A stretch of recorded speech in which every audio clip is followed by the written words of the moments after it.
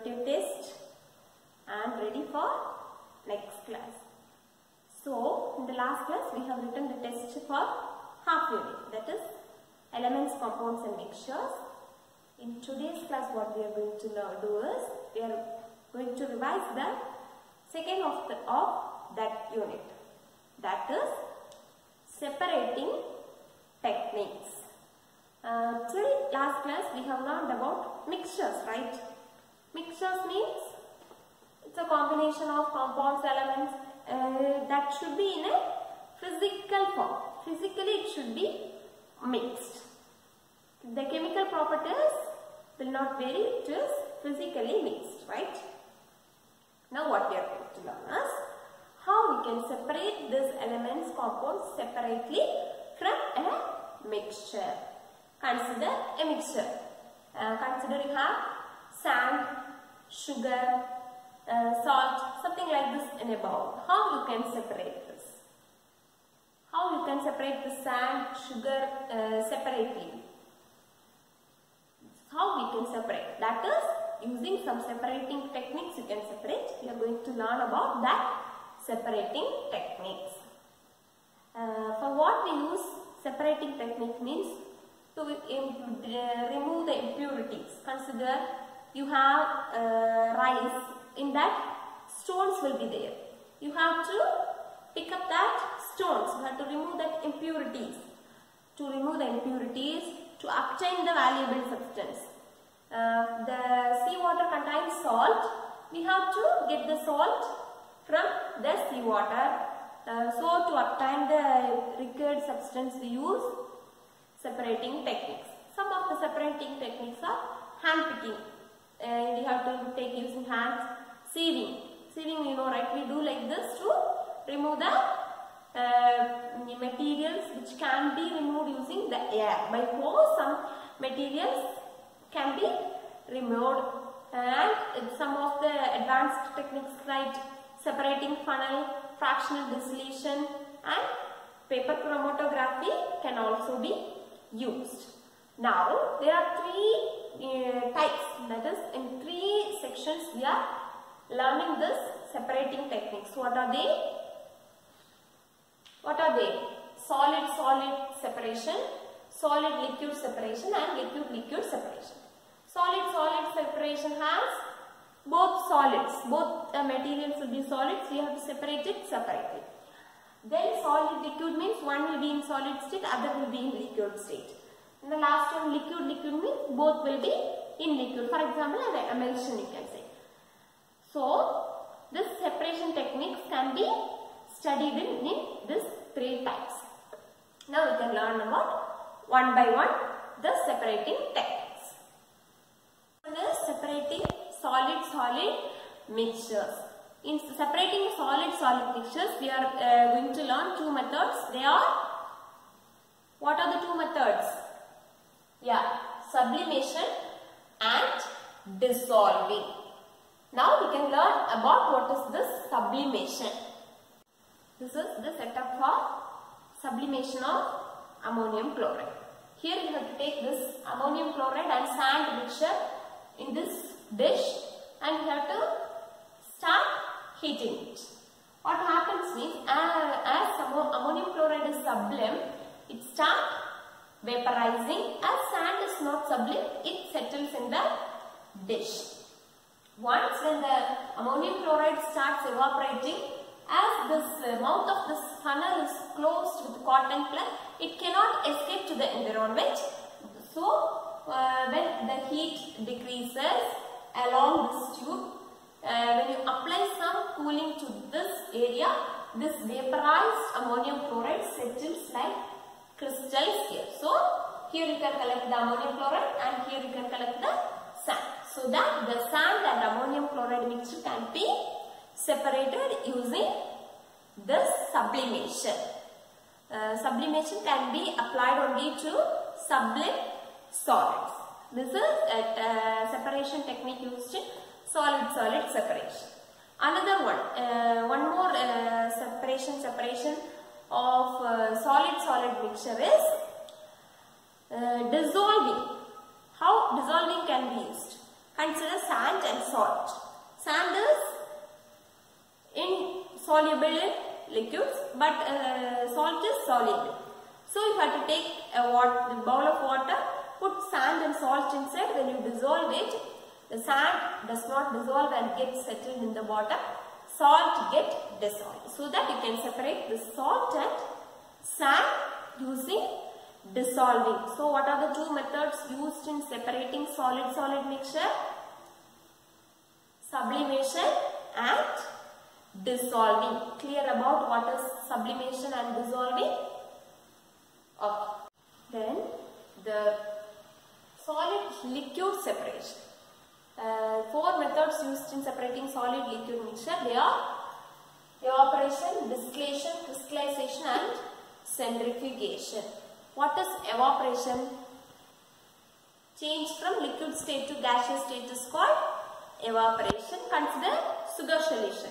Sugar and water have the sugar solution. While you heat this sugar solution, water vapors evaporate and sugar remains in the vessel in which we heat. So, you can separate liquid and solid. The same way distillation is also same like evaporation. Same principle is used here, but when the liquid evaporates, it is collected back and collected in this conical flask. Can you remember about this distillation? What happens here? You will have solid liquid mixture, that is the mixture in this distillation flask. Distillation flask, you heat this flask, the liquid starts evaporating and as it is closed, it starts moving through this tube. Here you have a condenser section. This condenser section applies some cooling to this hot vapors. When these vapors get cool, it is again transformed back to its liquid state and collected in the conical flask. So, liquid is separated here and the solid will not evaporate, so it remains in this distillation flask. Understand about this evaporation and distillation? Next is crystallization. Crystals are solids. How these crystals are obtained? When you have to take the solution, then you have to apply light heating. You should not apply more heat. You have to apply light heating. When it is reaching a state, unsaturated state, the solids started getting into crystals. When these crystals grow in size, we can separate this crystal separately and the liquids are separated from the crystals. Then the last one is centrifugation. Centrifugation we know, right? For example, you have to take a thread and tie a pencil. Then you have to rotate that in circular motion. What happens? The pencil try to move away from our hand. This force is called centrifugal force. How the centrifugal force is used in separation? Yeah, you have to take the solid and liquid mixture in a test tube and you have to keep it in an apparatus called centrifuge. Then when you keep it in that apparatus, the same principle like this rotating a pencil happens. When this test tube rotates fastly, the solid particles will settle down at the bottom of the test tube and the liquid is separated at the top portion of the test tube. So, centrifugal force can be used to separate this solid liquid mixture. Then what are the four methods used in separating solid liquid mixture? Evaporation, distillation, crystallization and centrifugation. Understand about this? Next is crystallization. Crystals are solids. How these crystals are obtained? When you have to take the solution, then you have to apply light heating. You should not apply more heat. You have to apply light heating. when it is reaching a state, unsaturated state, the solids started getting into crystals. When these crystals grow in size, we can separate this crystal separately and the liquids are separated from the crystals. Then the last one is centrifugation. Centrifugation, we go, right? For example, you have to take a thread and tie a pencil. Then you have to rotate that in circular motion. What happens? The pencil try to move away from our hand. This force is called centrifugal force. How the centrifugal force is used in separation? Yeah, you have to take the solid and liquid mixture in a test tube and you have to keep it in an apparatus called centrifuge. Then when you keep it in that apparatus, the same principle like this rotating a pencil happens. When this test tube rotates fastly, the solid particles will settle down at the bottom of the test tube and the liquid is separated at the top portion of the test tube. So, centrifugal force can be used to separate this solid liquid mixture. Then what are the four methods used in separating solid liquid mixture? Evaporation, distillation, crystallization and centrifugation. Understand about this? Just separating liquid mixture. In this, both should be a liquid. There are two methods used. What are they? Yeah, separating funnel and fractional distillation. In separating funnel method, what happens? We have to take a separating funnel and this is the experimental setup. What we have to do is, we have to take two liquids, it should be immiscible. That is, emulsion should be taken. Here we have taken the mixture of oil and water. When you pour this mixture into the separating funnel, what happens? Very good. This, as these two liquids are immiscible, here I have shown this is water and this is oil. This takes some time to settle. You have to leave the setup without any disturbance for some times. After some times, these two liquids will settle. How it will settle? In the top, one liquid and the bottom, other liquid. Like this, it will settle. Now what we should do is, you have a stopcock here. Just you have to open this. When you open this stopcock, the liquid settled in the bottom starts to flow through this tube and you have to collect the liquid here. When once the liquid completely comes down, now what happens? This liquid is completely poured into this vessel. Now you have to close this. You have to close this stopcock. Now what happens in the tube? This portion comes here.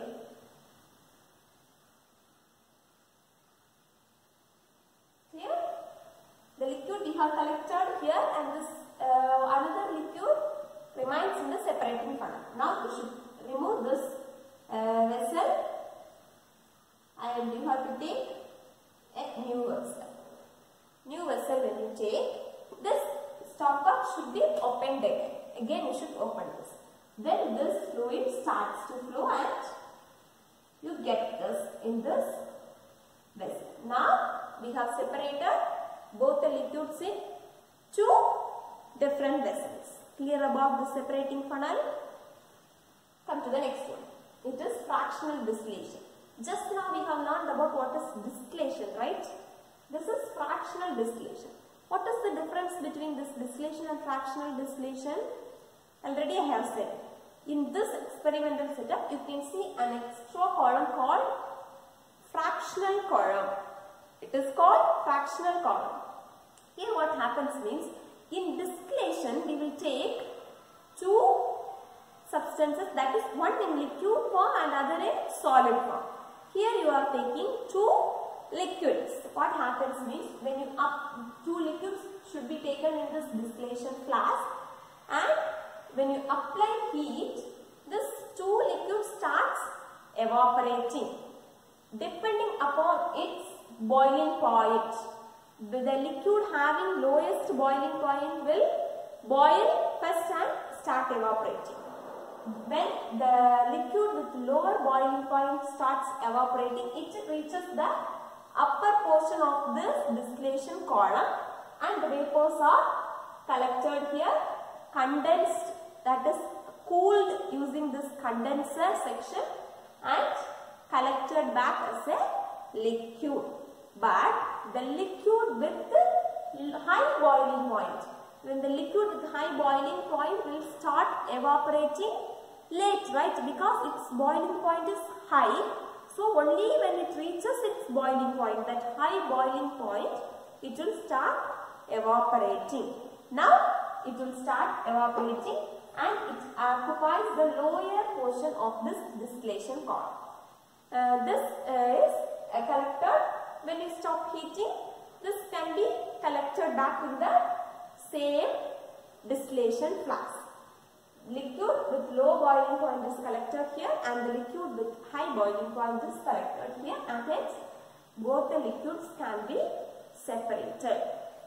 Clear about how we are separating using fractional distillation and separating funnel? Good. Then the last one is paper chromatography. Usually chromatography is color writing. It has two phases.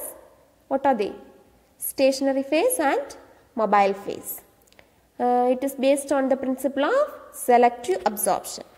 Now we can see what happens in paper chromatography. In paper chromatography, you have to take a paper and a solvent. This solvent is called mobile phase and this paper is called stationary phase. Now what you have to do is, you have to keep the drop of mixture, any mixtures in that paper and dip it in the solvent as shown in the figure, the first figure.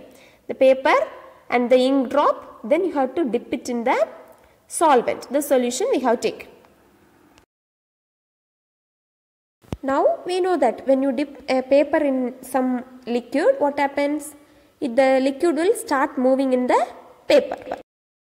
When this liquid reaches that mixture, that is the drop we have kept in the paper, the drop also started moving along with the solvent. The mixture containing one or two materials, right? The mixture containing materials which is having more affinity to solvent will move faster and reach the top of the paper. And the substances containing high affinity to the paper will move slower, so that the mixture can be separated. Do you understand how we use paper chromatography? Then we have learned about the uses of paper chromatography. Uses of paper chromatography are: it is used for identifying different constituents, separating amino acids, determining organic compounds and biochemicals present in our urine. So, what are the things we have learned, revised today? About separating techniques: solid-solid separation, solid-liquid separation and liquid-liquid separation.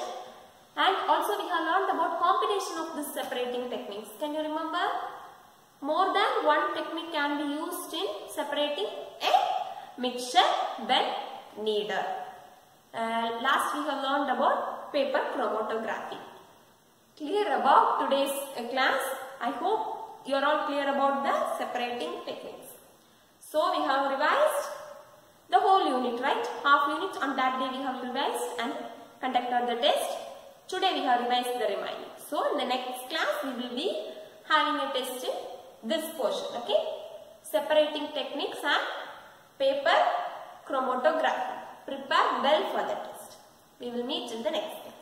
Thank you.